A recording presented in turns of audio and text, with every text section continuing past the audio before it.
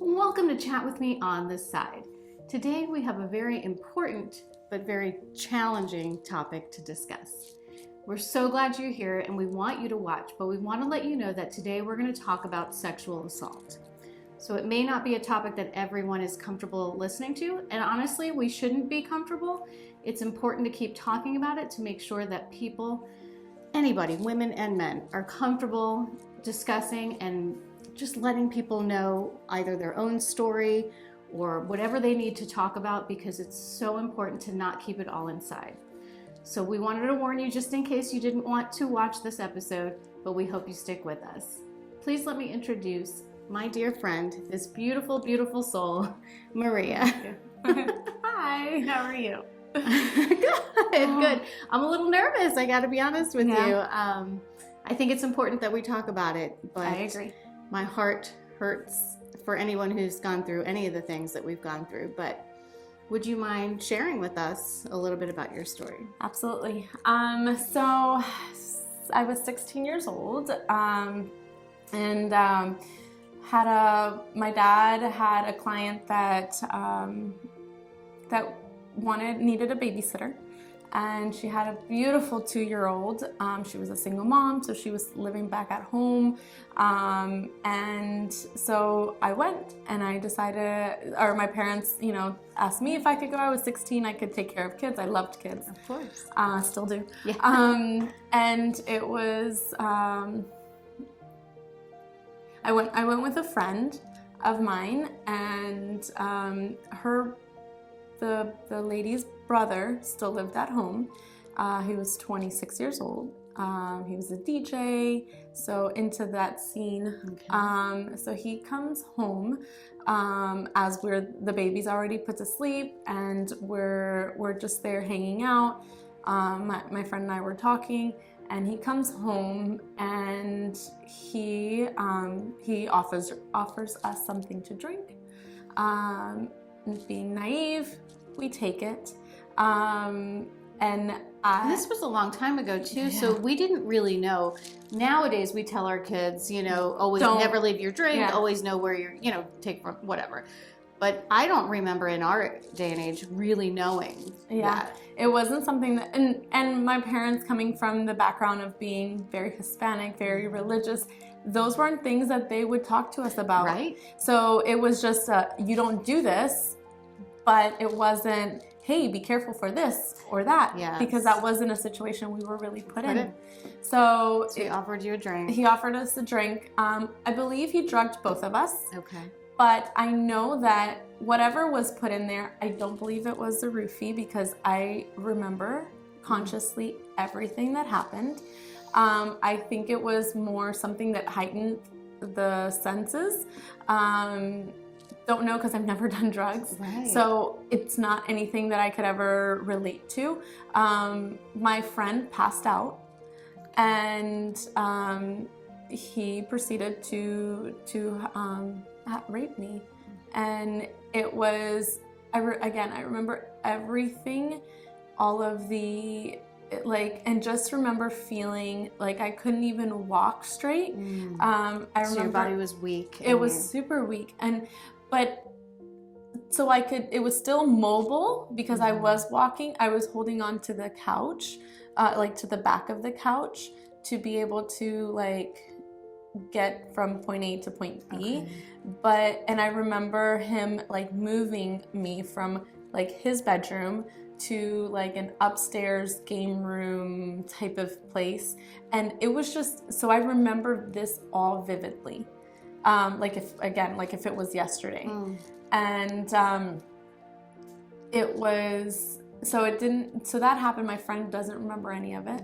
So I kept it to myself, scared. And 16 years old. I mean, again, coming from the background. And he was 26, so Yeah. he was significantly older. It was a whole 10 years. And it doesn't matter whether, I look back and I think sometimes to myself, even if I would have consented to this, Right. It still would be wrong. It still would be wrong. But this is way wrong. This is exactly. This is way wrong. So because I kept it to myself, she was super appreciative. She took me back home when she got there.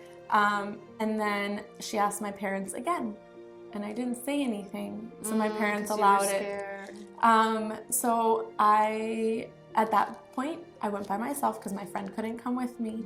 And I remember then the fear of, and when he walked in and I was on the couch and I was like, oh my God. Oh. And you know, when you're already driving and you kind of learn to understand your way around places, Okay. I wasn't there yet.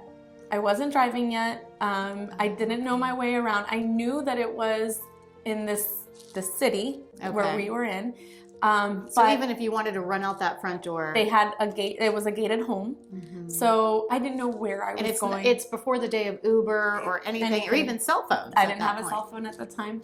And it was like, it was nerve-wracking. I start shaking just thinking about it, because then, so there was that situation where it was like I wasn't in my right mind when he put something in my drink. Right. At this point, I had all my senses like heightened. Like I knew what could come. That you were in danger. And when it happened, that I was like, no, we shouldn't be doing this. Like, I don't want to do this.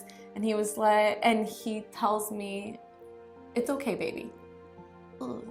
Yeah. It was just gut wrenching. Yeah.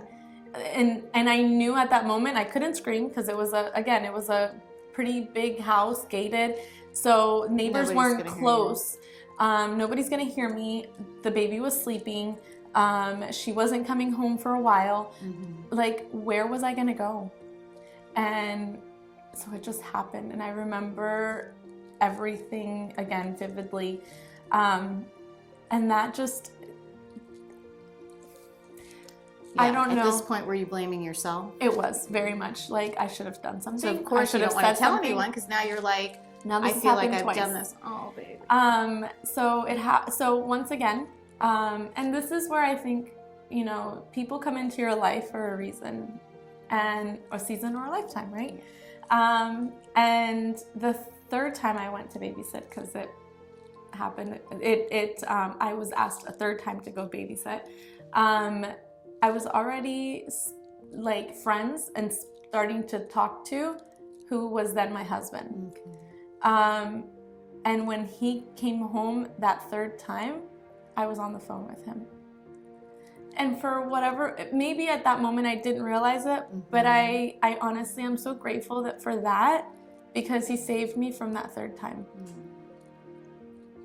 And I am extremely grateful for that third, like that encounter over the phone. We were just getting to know each other, and it was kind of like, okay, so maybe this won't ever happen again. It didn't, thank God.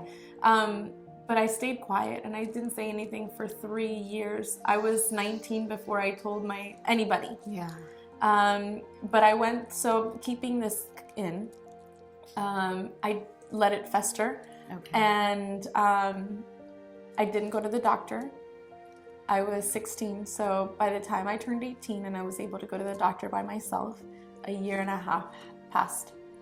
And when I went for my first pap smear, I had cervical cancer.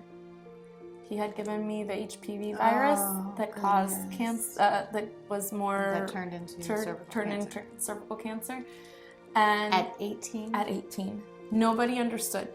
Right. Do you have history of cancer in your family? Goodness. And no, the doctor knew that it was a sexually transmitted disease.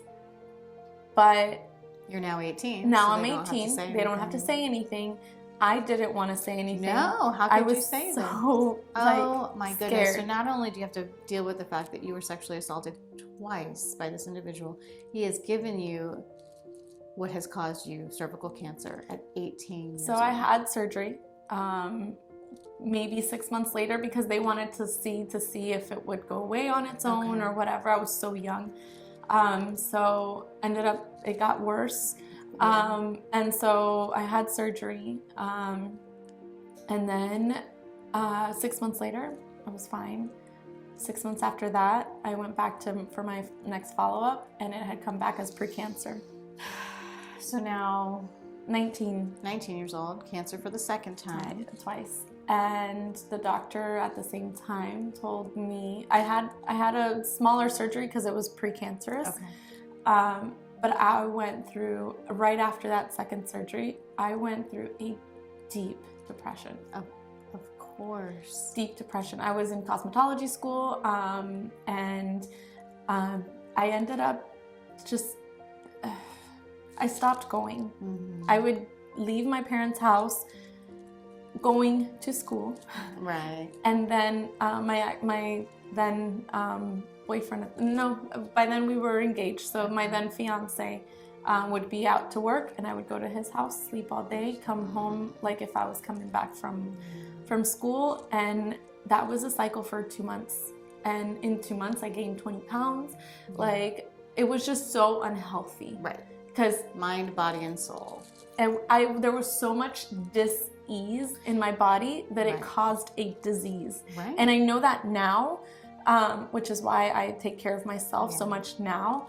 But that's what caused it. And I got one day a call from my director from the school, and she was like, "Maria, honey, I know you had surgery, but you're not coming to school. I'm gonna have to drop you. I have to call your parents because they're paying." And I was like, no, Miss Baker, please don't. How can I even explain this to them?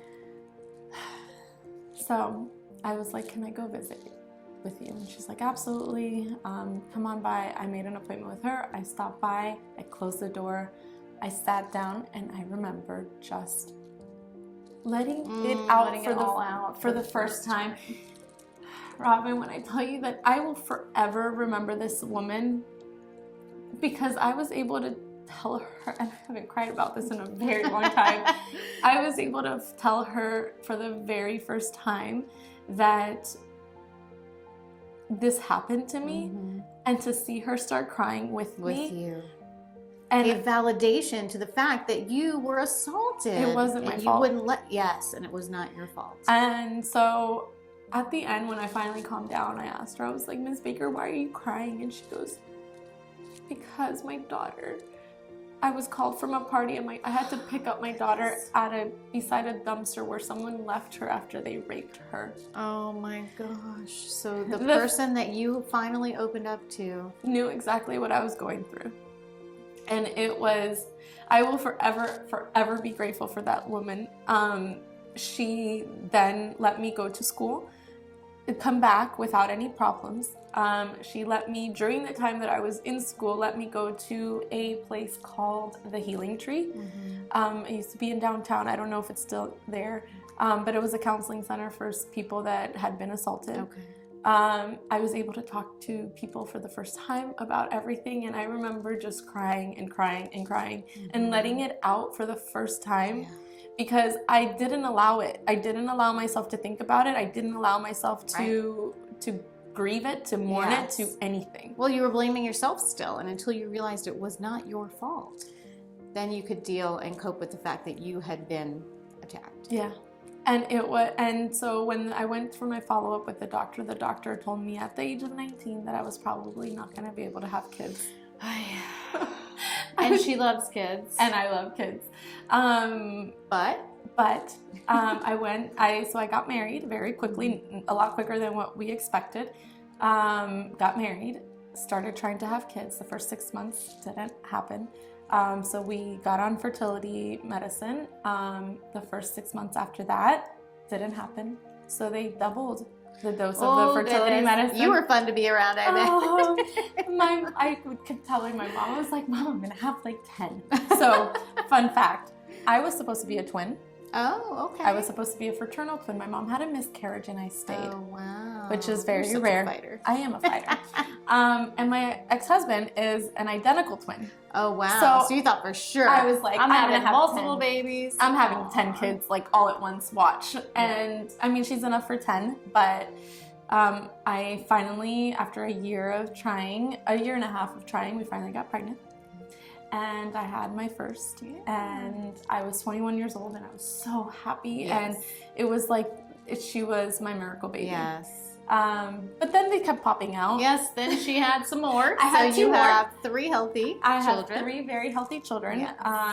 They drive me absolutely bonkers. My oldest is 15 and is enough for 10, all on her own. And then I have a 13-year-old and a 10-year-old. So Nice, that's wonderful. I think it's so important. I want to touch on the fact that you are sharing your story now, and you hear so much today in the news and politics and with celebrities.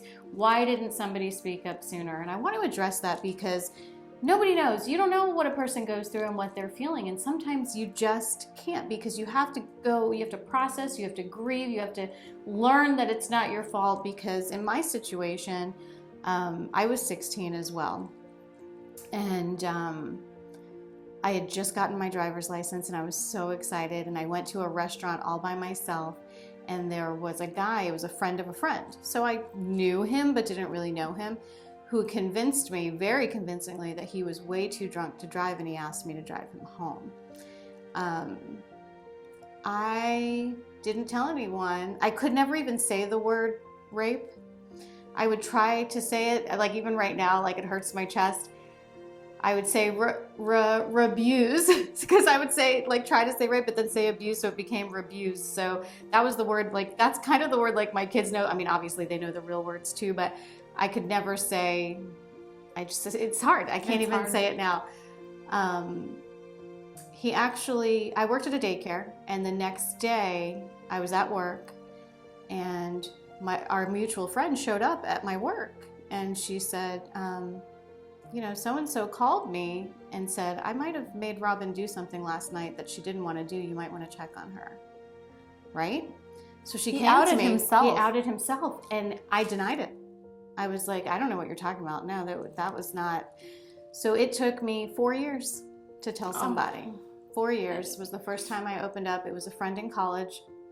And I'll never forget it. We were sitting in her bathroom. The toilet lid was shut, so I was sitting on the toilet while she was getting ready. She was blow drying her hair, and she disclosed some stuff to me, and I just let it out for the first time. I felt like it was my fault. I let him convince me that he was too drunk to drive, so I wanted him to be safe. I got to save everybody, and he took that from me, and it made my world really challenging for a long time, because any sexual contact that you have after that is really, really difficult, and you want to feel human, and I was a virgin then, so he really took a lot from me that day, until I decided that he wasn't going to take from me anymore. He didn't have that power anymore.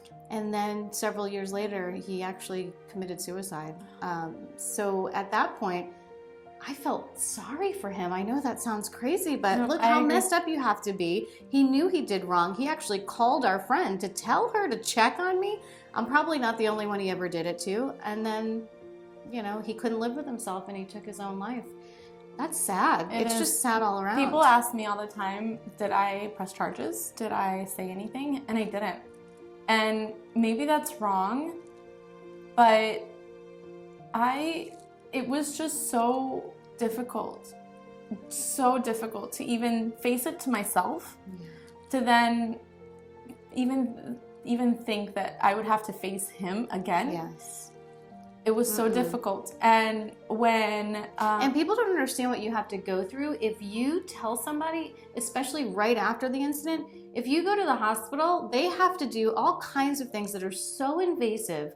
If you have to go through a rape kit, that is horrifying, and you've already been, so traumatized. Yeah. So people don't want to go through that, and then you have people who may not believe you, or like people could, have which said, was what happened with me, my parents, and I knew, like, it's fun. You know how you just know your parents so well, you know exactly how they're going to react, and I don't ever blame them. No, because some people can't cope. Yeah. So it's like they have to. It's like that defense, like, right. No.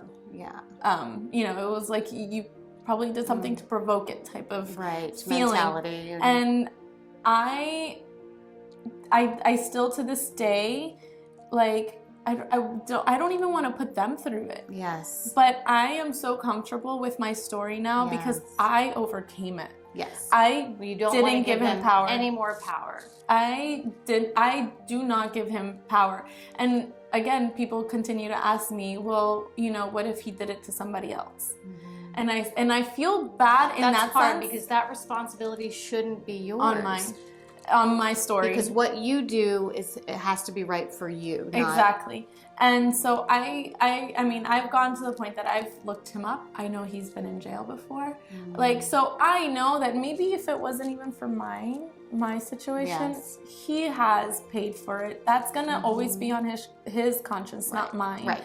And his judgment day will come, and you had to absolutely take care of yourself. Yeah. And I cannot tell you or express to you how much I love you and appreciate you for sharing your story. And we both, on behalf of Maria and myself, if anyone feels like they have been through this, not feels like, but has been through this, whether it was 1 day ago, 1 month ago, 1 year ago, 20 years ago, it doesn't matter. You are not alone.